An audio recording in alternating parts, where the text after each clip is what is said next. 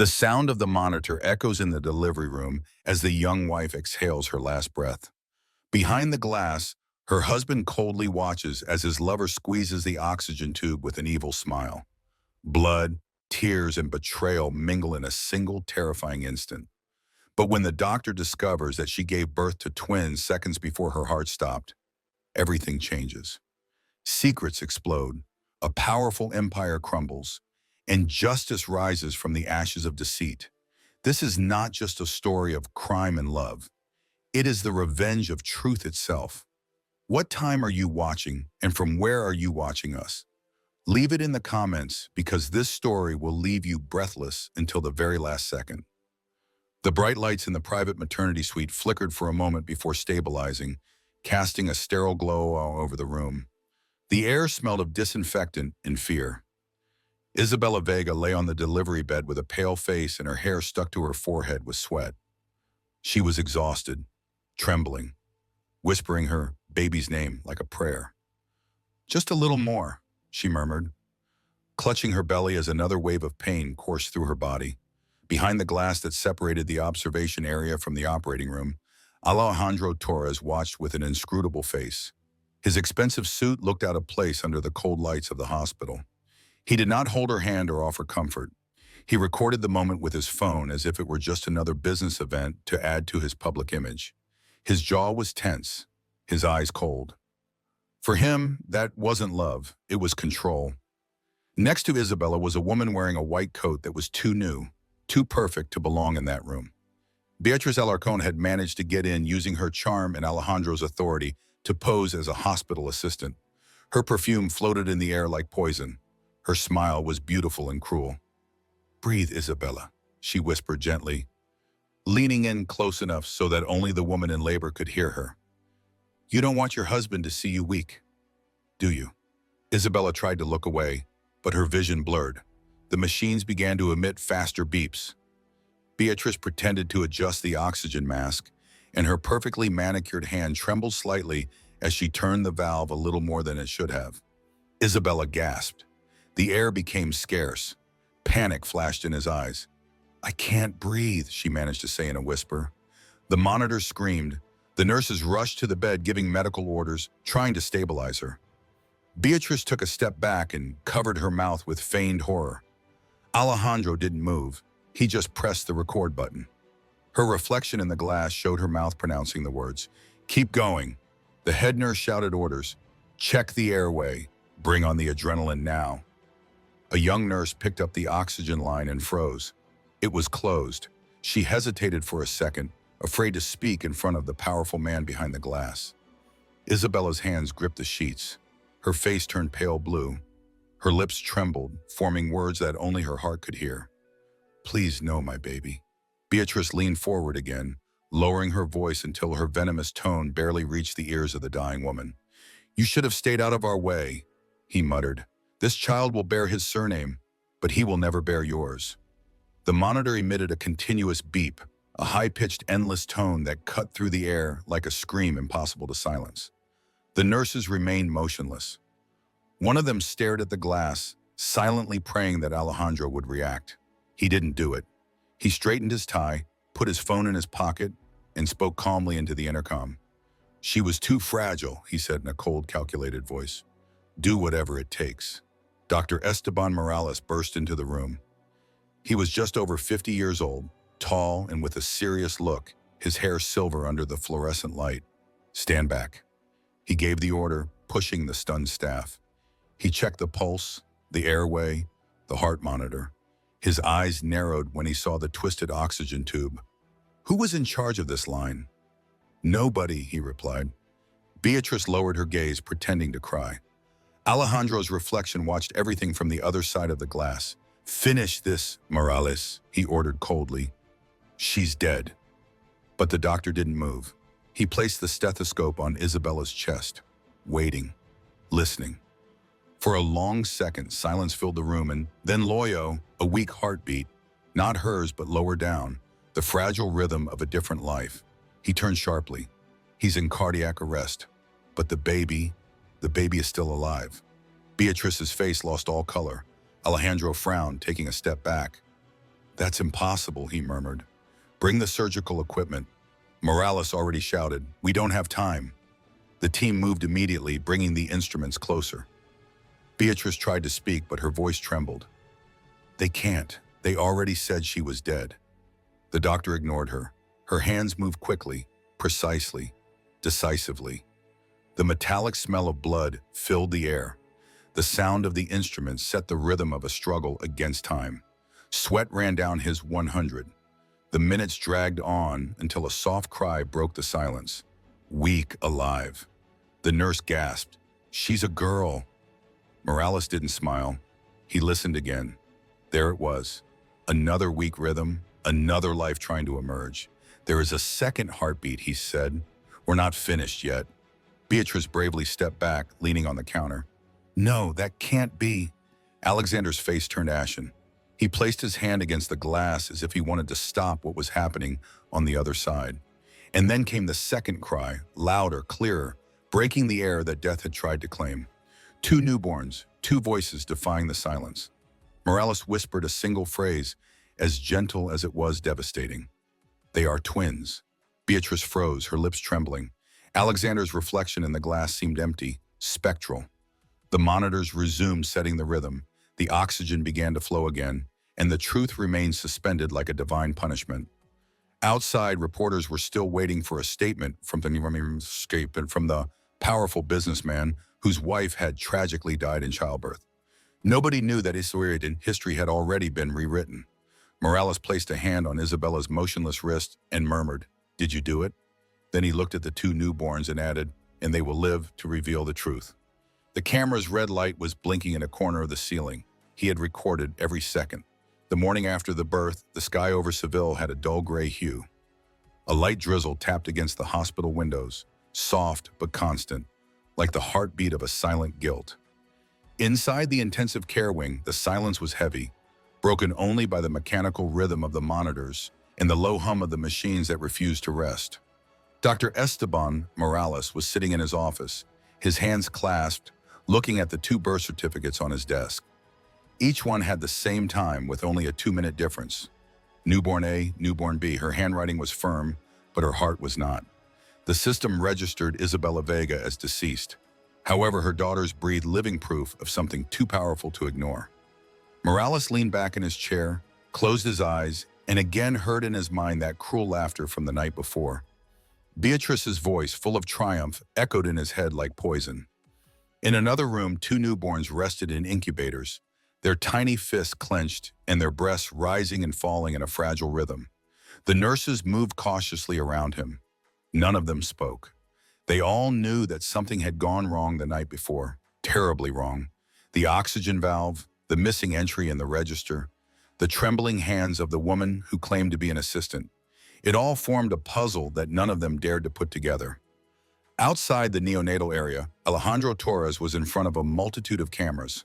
His publicist whispered the final instructions in his ear, and his lawyer waited to one side. Flashes were going off, microphones were being extended towards him like weapons. "Mr. Torres, how are you feeling after the tragic loss of your wife?" a reporter asked. Alexander's face was a mask of pain. He lowered his gaze, perfectly portraying the heartbroken widower. "It was God's will," she said in a soft voice, heavy with rehearsed sadness. "Isabella will be remembered as a loving woman who gave her life to bring our son into this world." Beatrice was next to him, dressed in a black suit and large sunglasses, pretending to cry. Her hand brushed against Alexander's arm with a silent familiarity. The cameras captured everything, the perfect image of pain, power, and devotion wrapped up in the same tragic spectacle. Dr. Morales was watching the live broadcast from a small television in the hospital cafeteria. His jaw tightened. The words tasted like ash to him. "Our son," Alejandro had said, did not mention the second baby. The omission was not a mistake. It was a decision. She got up from her seat and walked down the corridor toward the neonatal unit. A nurse looked at him nervously as he entered. "How are you?" he asked in a low voice. "Stable," she replied. "One of them is stronger. The other one keeps fighting, but she's stubborn." Morales smiled slightly, like his mother. He watched the two little lives through the glass. One was moving restlessly, the other remained still, but was breathing. They deserve the truth, he murmured. The nurse hesitated. Doctor, what are you going to do? He did not respond immediately. The fluorescent light flickered above his head, casting thin shadows on the floor. First, he finally said, I will make sure that no one can erase what happened. Meanwhile, in Alejandro's luxury penthouse overlooking the Guadalquivir River, the atmosphere was curiously festive. Beatrice poured 2 glasses of champagne and made a toast. For new beginnings, he said, and for freedom. Alexander took a long sip, his eyes cold. Don't toast yet, he warned. Old Morales knows too much.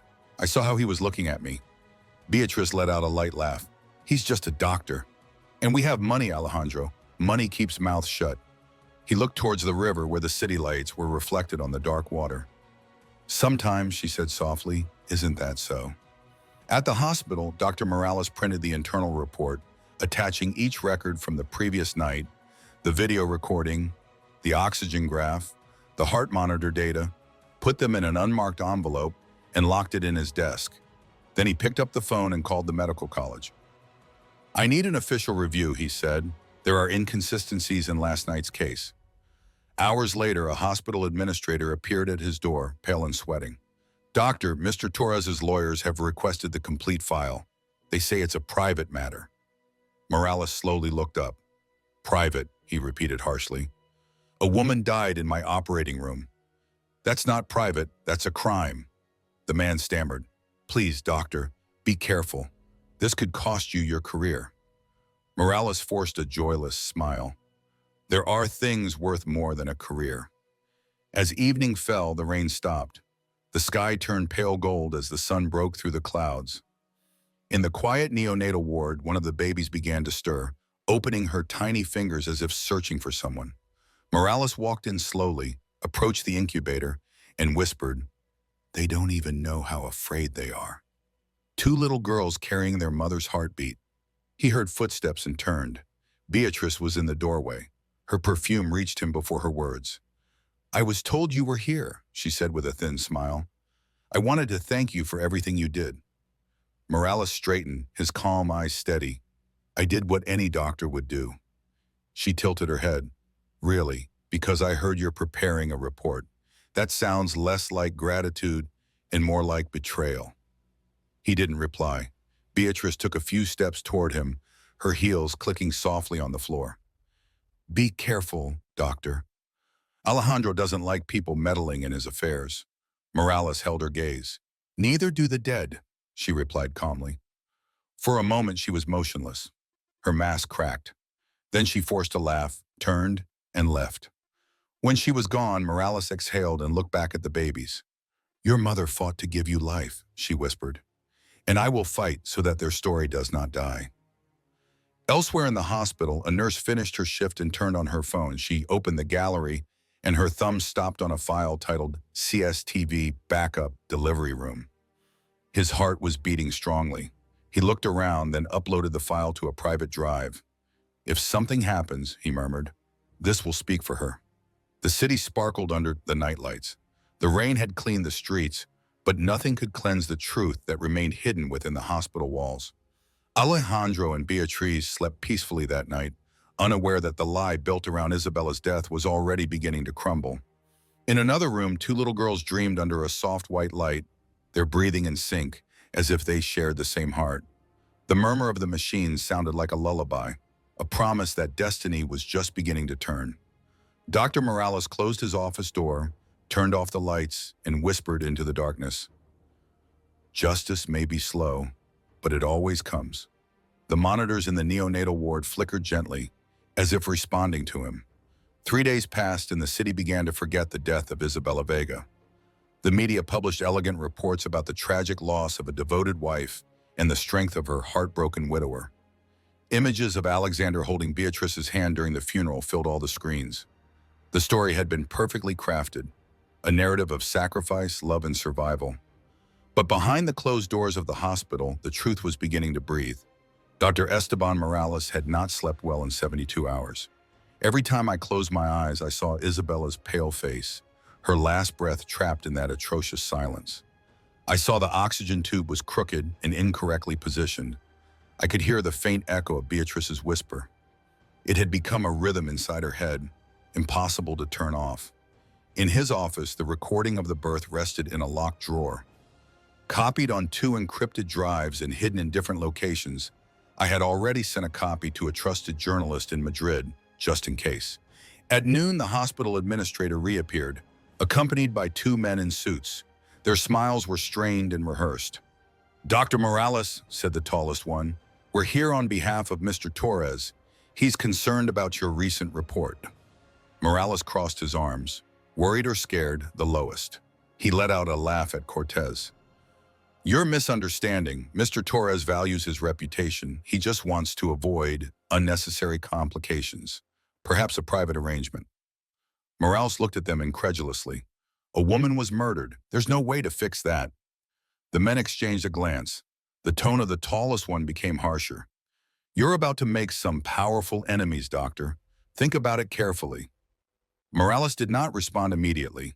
He opened the drawer, took out a folder, and placed it on the table between them. "I've already thought about it," he said calmly. "That's why the Medical Association has already been informed.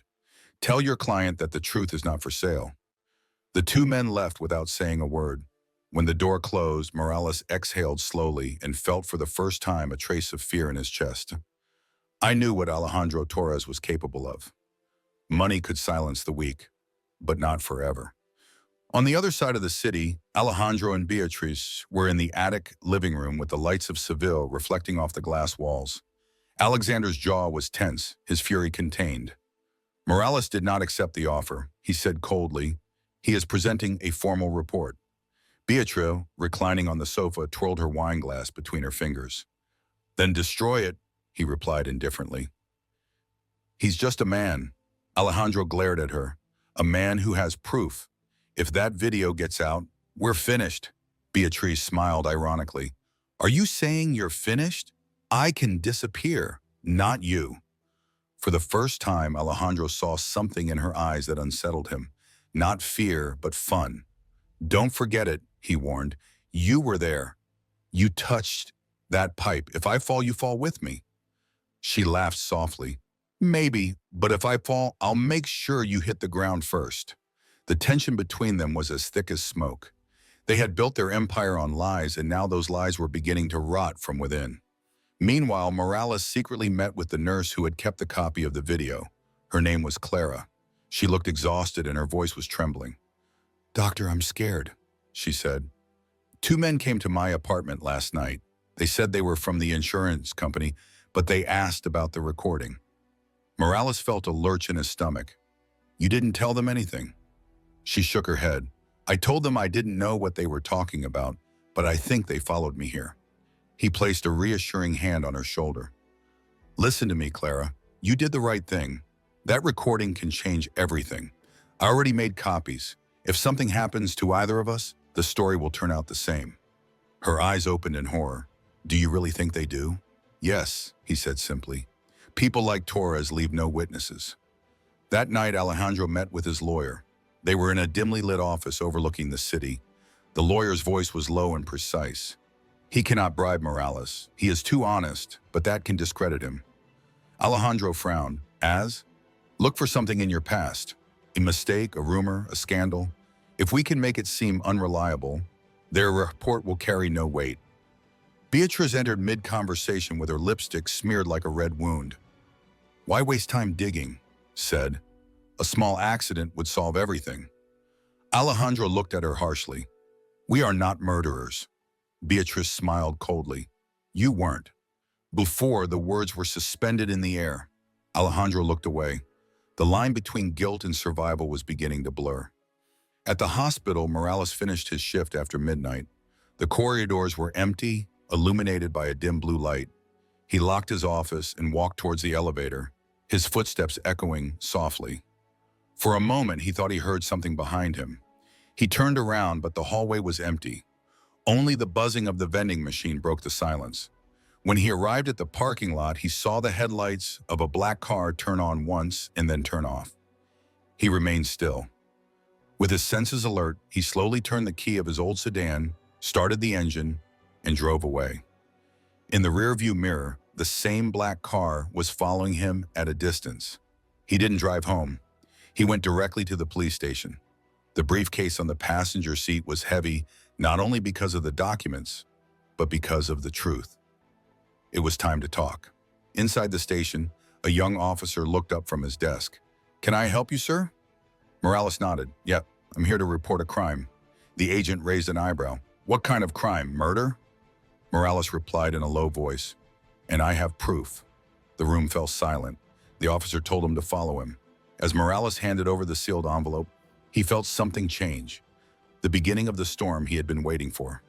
Outside, the rain returned, this time heavier. Somewhere in the city, two babies slept oblivious to the war that was about to begin over the truth about their mother's death. And as the thunder rumbled over Seville, the balance of power began to tilt. For the first time since that night, Dr. Morales felt no fear. He felt purpose. The next morning, Seville awoke under a thick fog that clung to the rooftops like a secret that refused to lift. Silence reigned inside Alejandro Torres's attic. What was once a perfect space of glass and marble now felt colder, stripped of luxury and warmth. Alejandro sat at the breakfast table, staring at his untouched coffee, his distorted reflection in the dark liquid. Beatrice moved smoothly around the room, her heels muffled on the marble floor.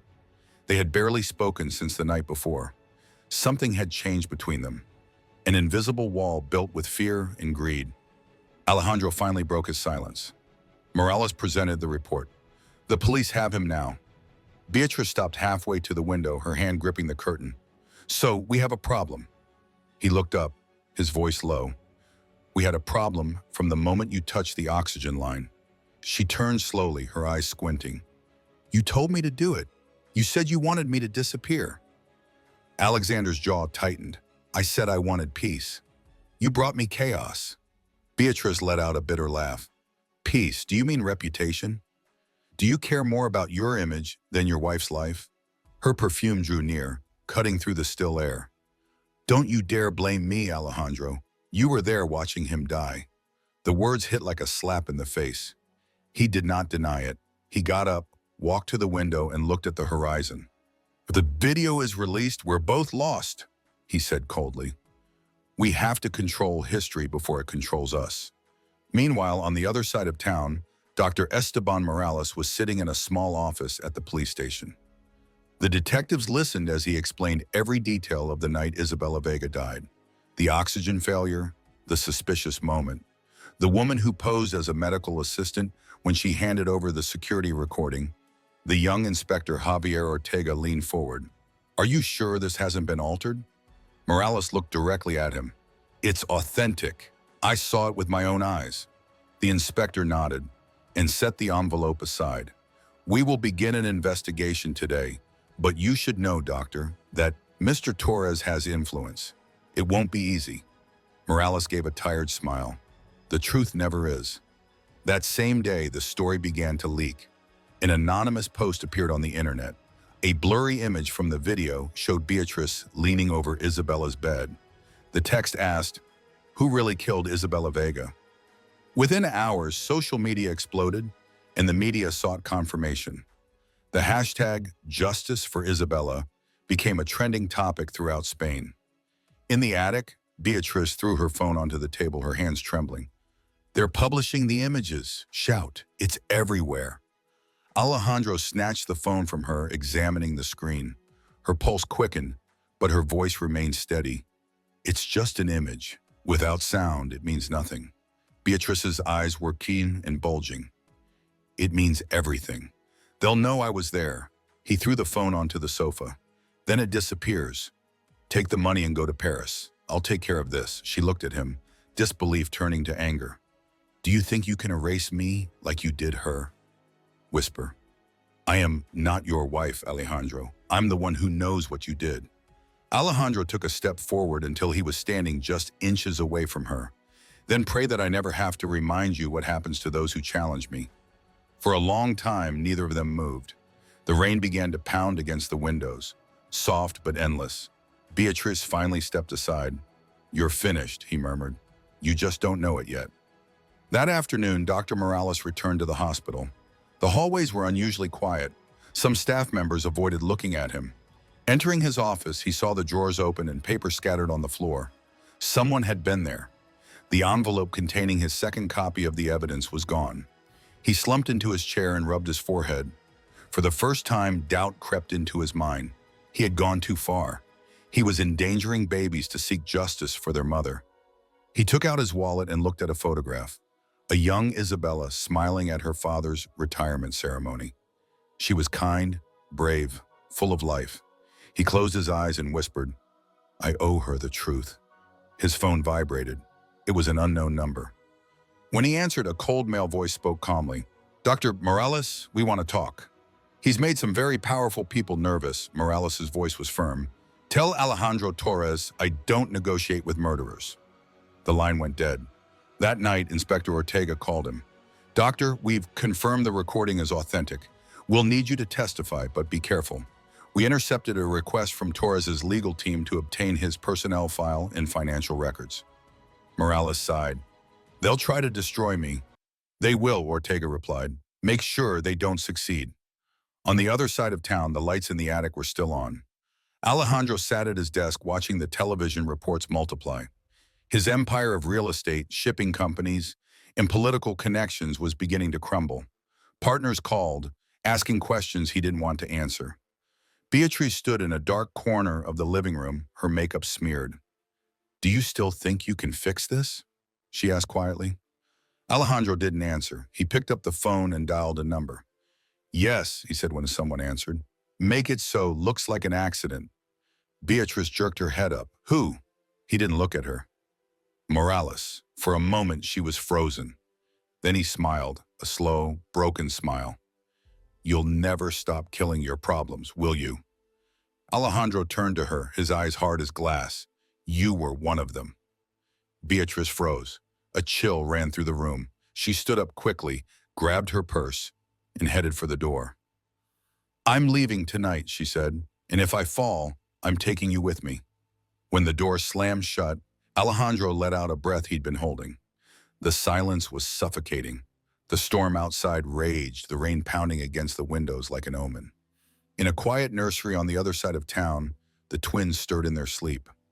One of them moaned softly, as if she sensed the storm brewing beyond the hospital walls.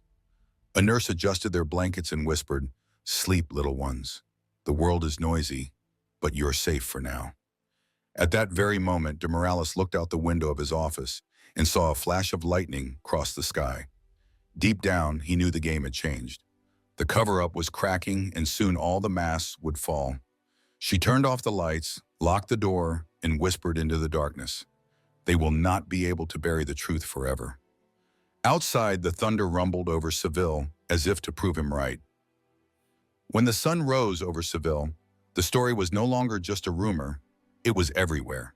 The presenters spoke in a serious tone, and the debate programs speculated about the reasons. Social media erupted in outrage. The leaked recording had been released in its entirety. The video showed everything. Beatrice leaning over Isabella's bed, the deliberate turning of the oxygen valve, the monitors showing a flat line, and Alejandro standing behind the glass.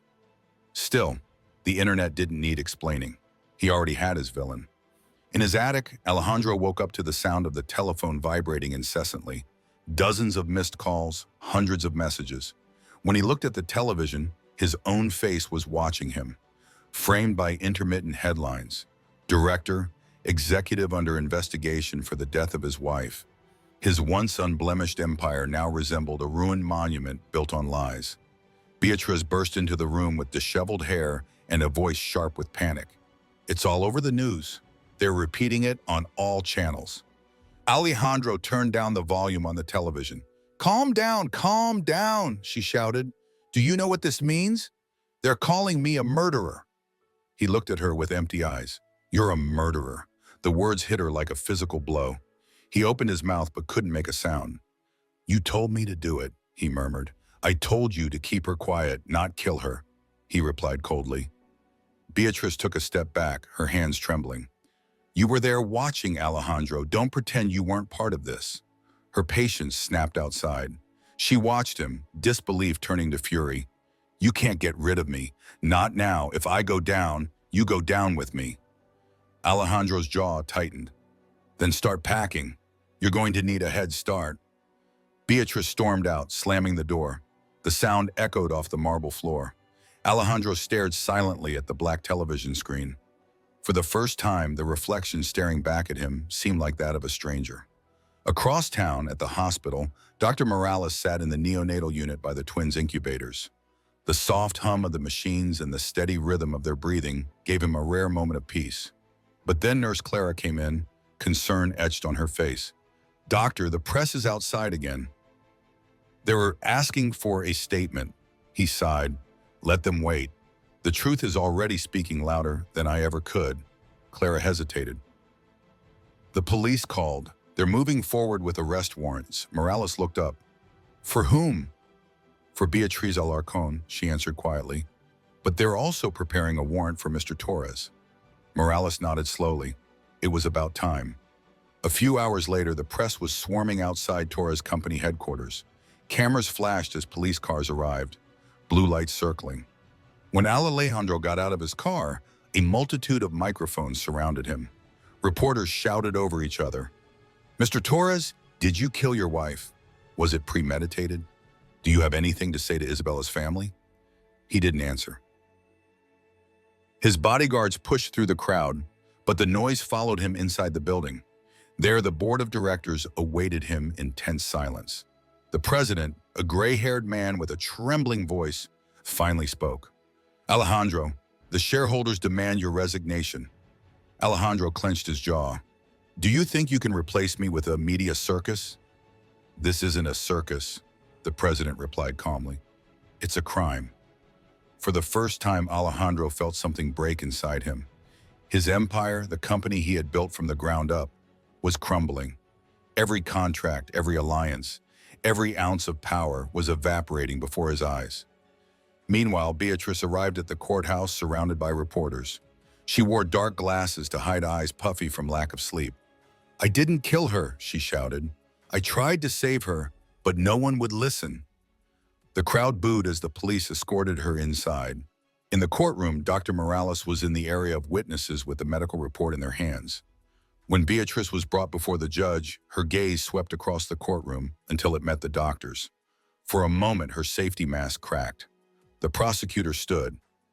"Your Honor, we have video recordings, hospital records, and witness testimonies. This was not an accident. It was intentional." The defense attorney objected, but the judge interrupted him. "Let the witness speak." Dr. Morales stood.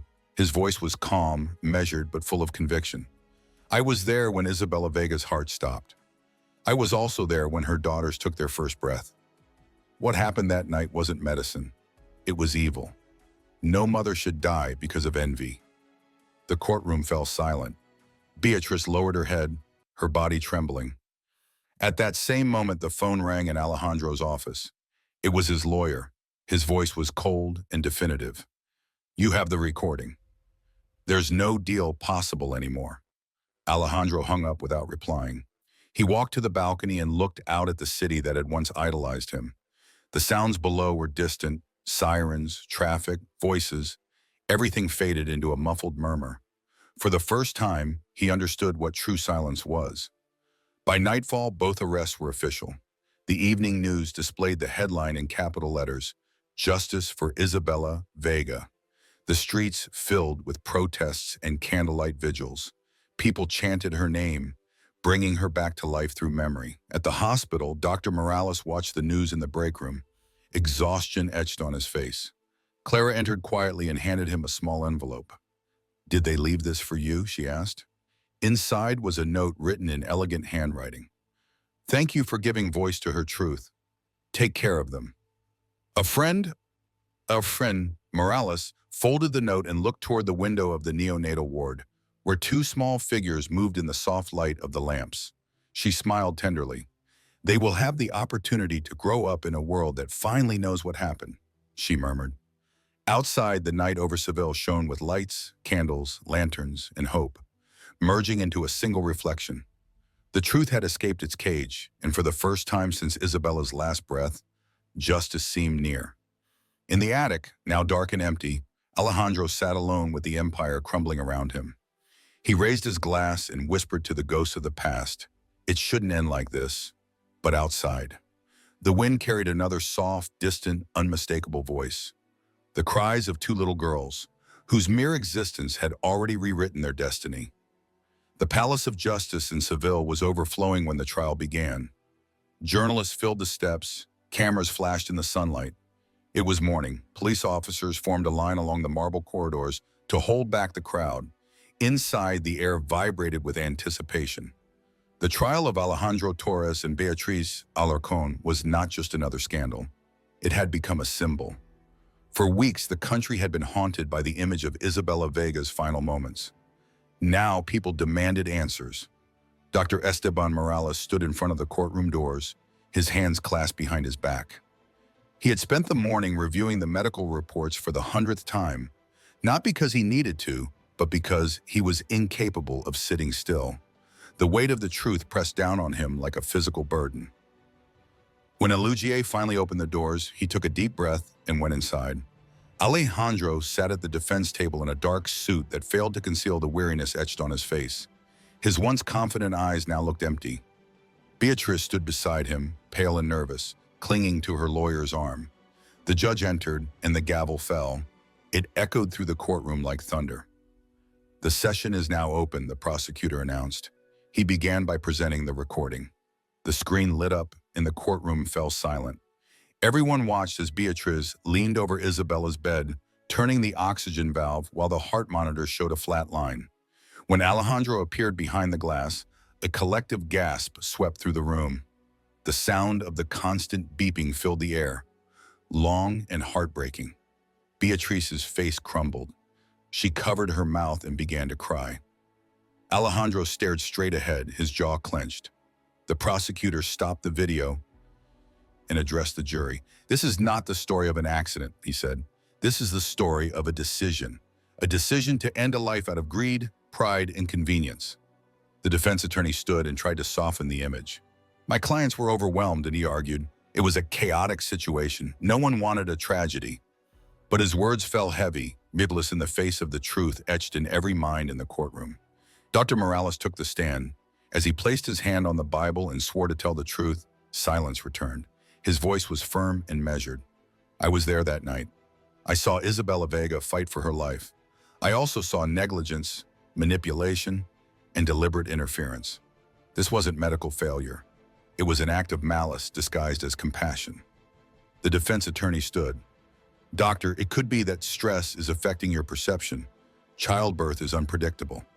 Morales stared at him unblinkingly. "I've assisted in over 4,000 births in my career.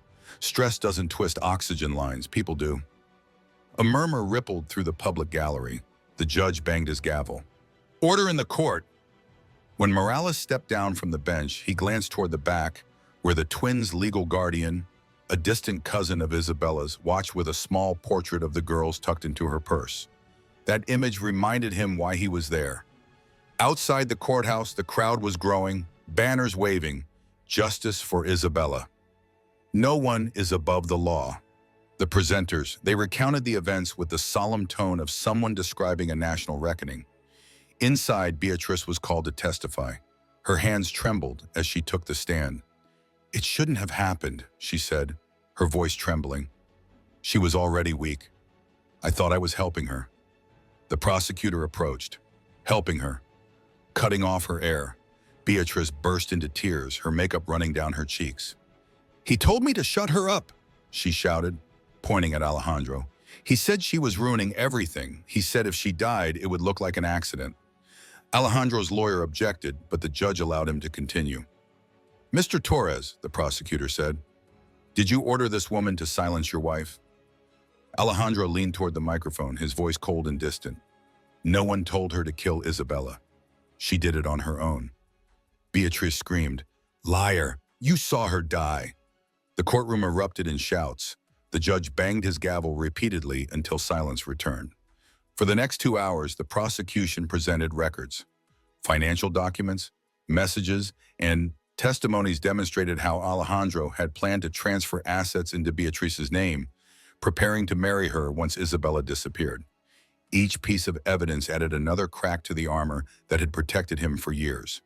In closing arguments, the prosecutor's voice echoed in the courtroom like a sermon. Isabella Vega's heart stopped that night, but her truth did not. Her story lived on through the doctor who refused to be silenced, the nurse who kept the recording, and the children she left behind. Today, justice doesn't speak of revenge. It speaks of memory. The jury retired to deliberate debate. Hours passed. Outside, the sky turned gold, then gray again. When they returned, everyone stood. The jury forewoman spoke firmly. "We find the defendants guilty on all counts." Beatrice collapsed in tears, her sobs echoing in the courtroom. Alejandro didn't move. He remained motionless, staring into space, as if the verdict hadn't yet sunk in. It would have been enough. The judge's voice softened slightly. Alejandro Torres, for conspiracy, obstruction, and negligence resulting in death, is sentenced to life imprisonment. Beatriz Alarcón, for homicide and tampering with medical evidence, is sentenced to 20 years in prison. The gavel fell for the last time. The noise outside erupted. Shouts, applause, the echo of justice spreading through the plaza. Reporters rushed toward the stairs. People wept, hugged, lit candles as night descended on the city. Inside, Dr. Morales remained seated, his eyes closed for a few silent seconds. When he stood, he looked at the small photograph of Isabella placed on the evidence board. "You can rest now," he whispered. As he left the courthouse, the air felt lighter. The crowd parted for him. Some waved, others called his name. He didn't smile or raise his hand. He walked until he reached a quiet street beyond the noise. In the distance, the cathedral bells began to ring. Somewhere, two girls, they slept peacefully, unaware that their mother's name had become a promise, a reminder that the truth, however well hidden, always finds its voice. For the first time in months, Seville was calm. Justice had spoken, and the world had listened. The verdict reverberated throughout Spain like a wave that refused to subside. Newspapers carried Isabella Vega's name on every front page. Television programs replayed footage of the trial over and over. Across the country, people lit candles in her memory, as if their collective light could heal the wound that greed had inflicted. For weeks, the streets of Seville felt different. People spoke in hushed tones in cafes, as if holding a respectful reverence for a woman most had never met, but whom everyone now knew. In the women's prison outside Madrid, Beatriz Alarcón sat on the edge of her narrow bed, dressed in a gray uniform. The walls were cold, and the air was thick with disinfectant and regret. She gazed. For long minutes, her hands traced invisible lines across her skin. At first, she had screamed, cried, and blamed everyone else. But prison time had a strange way of stripping away excuses. Now, only silence and the memory of what she had done remained. Every night, she dreamed of the monitor sound, ticking off the straight line, of Isabella's last breath, and of the two cries that followed. Those sounds haunted her more than the walls that imprisoned her. In another prison, hundreds of miles away, Alejandro Torres lived in a cell far smaller than his ego could have imagined. The powerful businessman who once dominated boardrooms and cameras now stood in line for food, just another number among many faces. He didn't speak to anyone. The other prisoners watched him in silence, still sensing the arrogance that lingered, though subdued. Some recognized him from the news and whispered about the man who let his wife die. Each whisper was a stab wound. During visiting hours, Alejandro received no visitors. To no one. The company he had built was sold off piecemeal, and his portrait in the boardroom was replaced with another face. The house that had symbolized luxury was empty, sealed off by court order. His lawyer stopped visiting him after the appeal was rejected. There was nothing left to fight for. Dr. Esteban Morales returned to work at the hospital, though with a new weight on his shoulders. The court victory had brought not peace, but responsibility. Every time he walked down the maternity ward corridor, he felt Isabella's presence as a silent reminder. The young nurses looked up to him, pronouncing her name with respect, but he would correct them. "Don't look at me like that," he would say. "I only did what any decent person should do." Yet, when he was alone, he knew that wasn't true. Many would have remained silent. He chose not to, and that choice had changed everything. The twins, now several months old, had become a symbol of survival. Donations poured in from all over the country to secure their future. Isabella's cousin, Lucia Vega, cared for them with a tenderness that it often made her cry. Sometimes she would sit by their cribs at night, one of the girls holding her finger while the other slept peacefully, whispering to her, "You will never know the darkness your mother faced. You will only know her strength." One afternoon, Morales visited Lucia's home to check on the girls. The air was filled with the soft sound of a music box that had belonged to Isabella. The doctor smiled at the sight of the sleeping twins, their small hands intertwined. "They're growing fast," Lucia remarked. He nodded, his eyes tired but full of pride. "They are strong. Sometimes I feel that she is still here watching over them." Morales looked at the girls, then the silver bracelet on Lucia's wrist engraved with the name Isabella. "In some ways it does," he said. "Every beat of their hearts is yours." Outside, the city lights twinkled against the evening sky. The air smelled of air, fresh and alive. For the first time in a long time, Seville seemed at peace. But for those who had lived through the storm, the calm carried a different weight. Weeks later, a letter arrived at Morales's office. The handwriting was shaky but familiar. It was from Beatrice. The envelope bore the prison seal. Morales hesitated before opening it, then unfolded the paper. "Dr. Morales doesn't know what it's like to wake up every day to the sound of a heartbeat that isn't your own. I see your face every time I close my eyes. I know I can never ask for forgiveness, but I needed you to know that I now understand what I destroyed. She was stronger than both of us put together. Tell your daughters their mother didn't die in vain. Beatrice." Morales read the letter twice and then put it away in a drawer. He didn't hate her anymore. Hate would have been too easy. What remained was compassion, a quiet acceptance that guilt was a prison harder than any concrete wall. That night he visited the small chapel near the hospital. The candles flickered softly as he knelt before the altar. He didn't pray for the dead.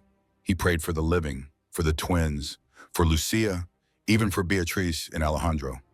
Justice had spoken, but redemption was another story, one that each would have to write for themselves. As he left, the cathedral bells began to ring. The wind was gentle, carrying the scent of the Sahara. In the distance, he heard the cries of two babies, their voices mingling like a promise. The city exhaled. For the first time since Isabella's death, Dr. Morales smiled. The sound of life had returned to Seville, and with it, the quiet certainty that even after the darkest night, the truth always finds a way to rise with the dawn. Spring arrived silently in Seville, enveloping the city in light and the scent of orange blossoms. The streets, once filled with protests, and the television cameras had resumed their usual rhythm. Stubborn, patient life was beginning to rebuild itself in a small house near the river. Laughter echoed softly, fragilely, but genuinely. The twins had learned to sit up.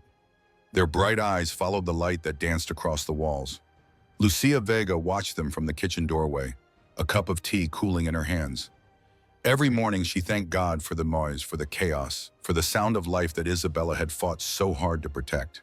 Dr. Esteban Morales visited them often, sometimes with gifts, sometimes with nothing more than his quiet company. That morning he brought two small silver pendants, each engraved with a single word, hope and faith. He placed them carefully beside the cribs. "You'll need both of them," he said softly. Lucia smiled. "You've become their grandfather," she joked. Morales chuckled softly and shook his head. "No, I'm just an old doctor trying to make peace with a world that's forgotten how to be kind." But as he spoke, he felt something stir within him. It was no longer sadness, but renewal. The trial, the verdict, the chaos had consumed years of his soul. But those little girls, with their small hearts beating strongly, had given him something back. A reminder that truth, when set free, can once again become light. That afternoon, the three of them went to the park where Isabella used to sit when she was pregnant. The fountain in the center sparkled in the sunlight. Mothers pushed strollers. Children ran barefoot on the grass. Morales sat on a bench watching the twins in their stroller. "You know," he said to Lucia, "for a long time I thought justice was enough, but I was wrong. Justice restores balance, not hearts. Lucia nodded, her gaze gentle. And what restores hearts? He looked at the girls, the love that survives. As they sat in silence, a young journalist approached. She was friendly, a little nervous, with a microphone in her hand. "Excuse me, Dr. Morales," she said. "I'm doing a story on Isabella Vega.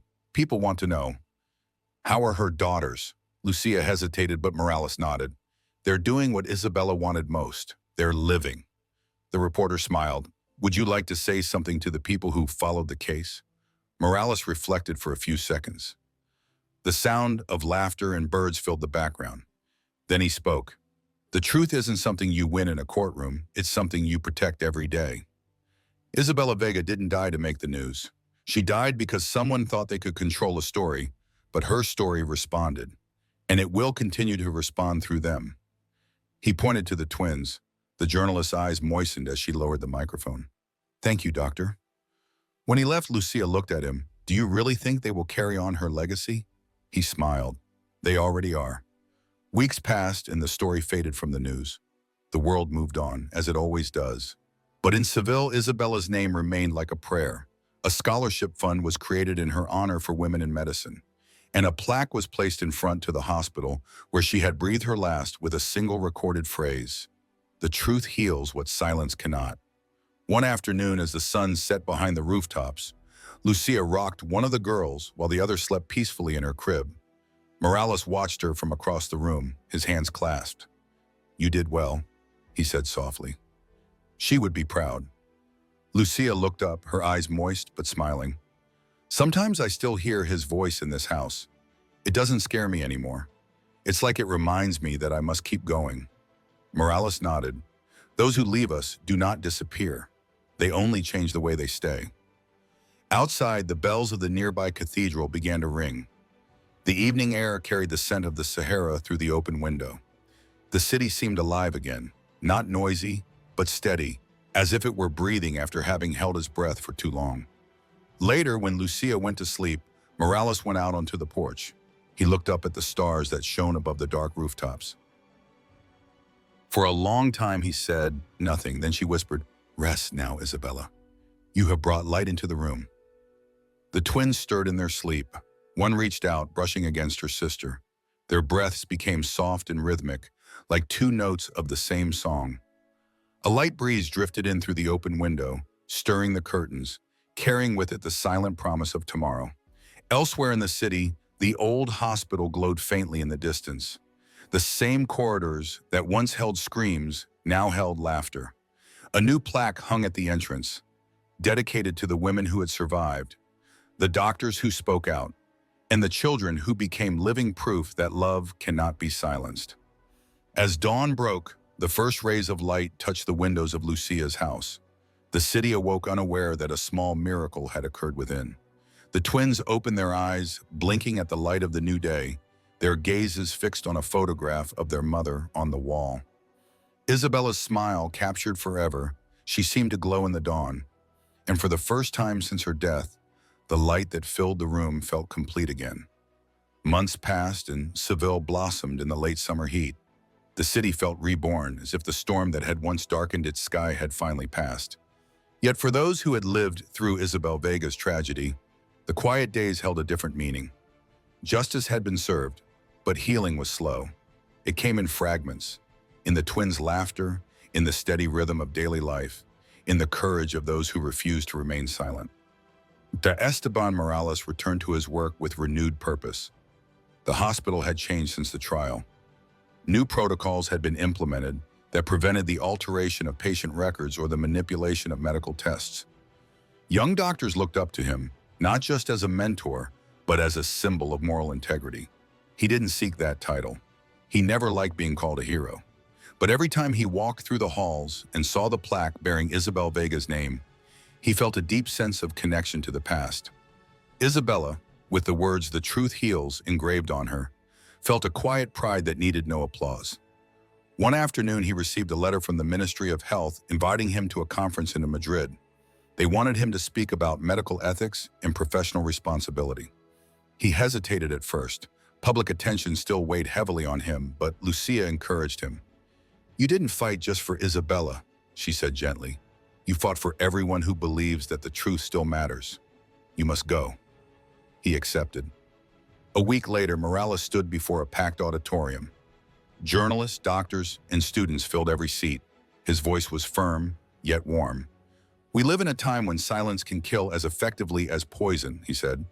"Medicine is not just about saving lives. It's about protecting the dignity of those who cannot defend themselves." Isabella Vega reminded us that the truth is not an act of bravery, it is a duty. The room erupted in applause. Morales only smiled slightly. He wasn't seeking glory, he was simply giving credit where it was due, to the woman whose story had awakened a conscience greater than any courtroom. In Seville, Lucia Vega wrote in a notebook by the window.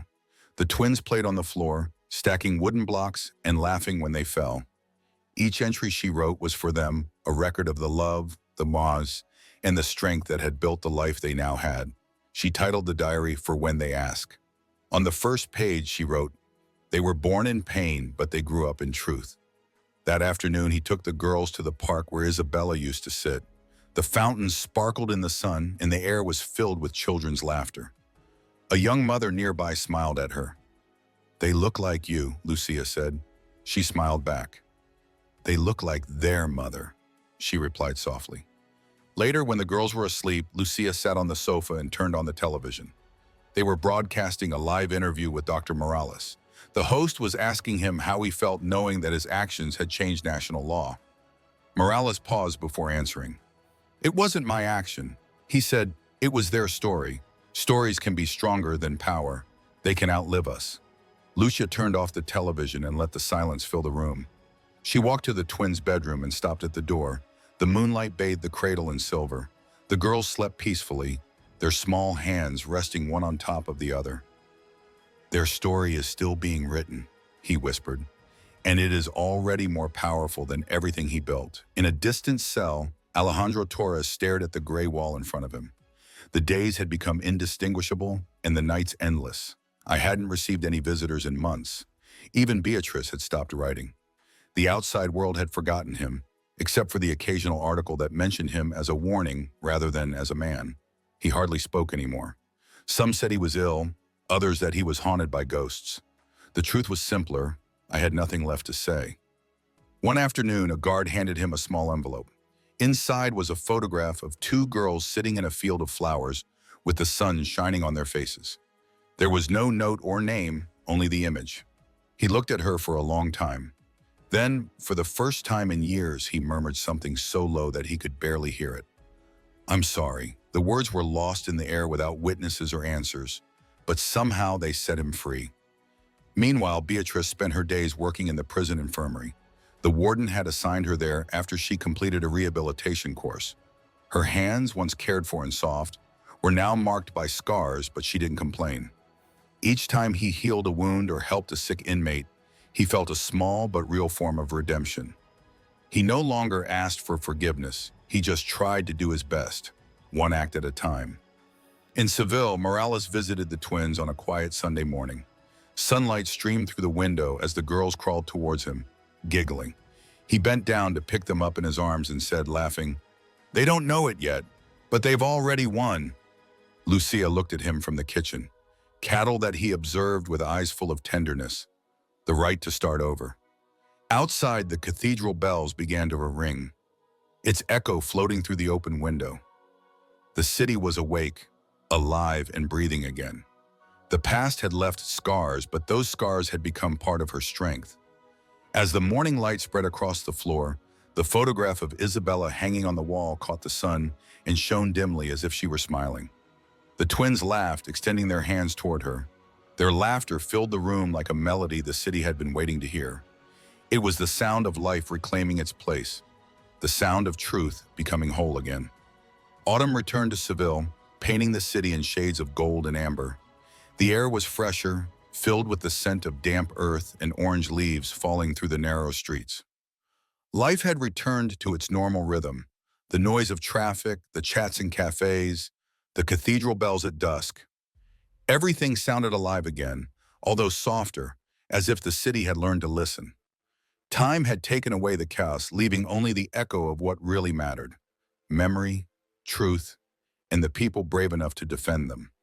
In a sunlit corner of the Vega house, Lucia sat by the window reading a worn leather notebook. The twins, now little girls, played at her feet, building towers of colored blocks that collapsed amid soft laughter. Each page of the notebook contained fragments of Isabella's story, written in Lucia's careful handwriting. She wanted her nieces to grow up knowing who their mother had been, not as a victim, but as a woman who fought for life until her last breath. Every night before going to sleep, Lucia whispered the same words to him. Their mother loved them more than the world itself. That morning, Dr. Esteban Morales visited them again with a bouquet of white lilies in a small wooden box. His hair was grayer, his steps slower, but he still retained the serenity of someone who had seen both the cruelty and the beauty of life. Lucia greeted him with a warm smile. "You never come empty-handed," he said. He placed the flowers on the table and handed her the box. Inside were 2 silver reliquaries, each engraved with a word. One said courage, the other, truth, for when they're older, he murmured. They must carry with them what their mother stood for. Lucia caressed the inscriptions with her fingers. "You've already given them so much, Esteban." He shook his head. "No. Isabella gave us more than we imagined. It reminded us how much silence costs." Later that afternoon, they walked together to the hospital where it had all begun and ended. The building shone in the autumn sun, its facade freshly painted and its corridors filled with new faces. A commemorative wall had been unveiled in the main lobby weeks earlier. Morales stopped in front of him. In the center, engraved in polished stone, were the words in memory of Isabella Vega, whose courage restored the heart of medicine. Lucia read the inscription in a low voice, her voice trembling. She would be proud of this. Morales nodded. He would tell us to stop crying and get back to work. They both laughed softly. He then added, "This wall isn't just for her. It's for everyone who forgot that the truth matters." Until she reminded them, as they walked through the hospital, several nurses greeted Morales respectfully. A young female inmate stopped him near the maternity ward. "Doctor," she said shyly, "I wanted to thank you. I chose this specialty because of your testimony at the trial. My mother always says courage is contagious." Morales smiled, her eyes full of kindness. "Then make sure you spread it too." When they left the hospital, the evening sky had turned a deep orange, and the light spilled over the rooftops of Seville like fire and honey. Lucia pushed the twin stroller along the riverbank. The water reflected the sky in flashes of gold and crimson. "You know," she said gently, "for a long time I thought this city would always feel heavy, but not anymore." Morales nodded. "That's what the truth does. It doesn't erase the pain. It transforms it." They stopped at the bridge overlooking the Guadalquivir River. The twins giggled as pigeons fluttered nearby, filling the air with light. Morales leaned against the railing, watching as the sunset faded into twilight. "When I'm gone," she said softly, "promise me you'll tell them what happened that night. Don't tell them. It's not tragedy, but what came after." Lucia looked at him. "I promise. They'll know everything, and they'll know your name too." He shook his head gently. "No, just tell them that there was once a doctor who refused to let the truth die when darkness fell over the city." The streetlights began to turn on one by one. The cathedral bells rang, their echoes spreading over the river like a hymn. Lucia watched the girls point at the lights, their faces illuminated with amazement. "They are seeing the world she dreamed of," she whispered. Morales looked at them and smiled. "A world where love survives death." That night, when he had already left, Lucia put the twins to bed. He placed the silver reliquaries next to their pillows and kissed each forehead. The girls stirred slightly. One murmured sleepily and the other smiled faintly. Lucia sat by the window looking at the quiet street. She imagined Isabella watching them, not like a ghost, but like the warmth in the air, the calm after the storm, the light that never completely went away. Outside, the wind carried the soft scent of the Sahara. Just like the night, everything changed. The city breathed slowly and peacefully. In a small frame on the bedside table, Isabella's photograph reflected the lamplight. The glow caressed her face, shining in her eyes as if she were still smiling. Lucia closed her eyes and whispered, "Now she is free." And for the first time since that terrible night, Seville slept without shadows. The twins' breathing filled the room soft and steady, like the rhythm of a promise fulfilled. Beyond the walls, dawn was beginning to form silently and golden, ready to start again. Proof that love, when born from truth, never truly ends.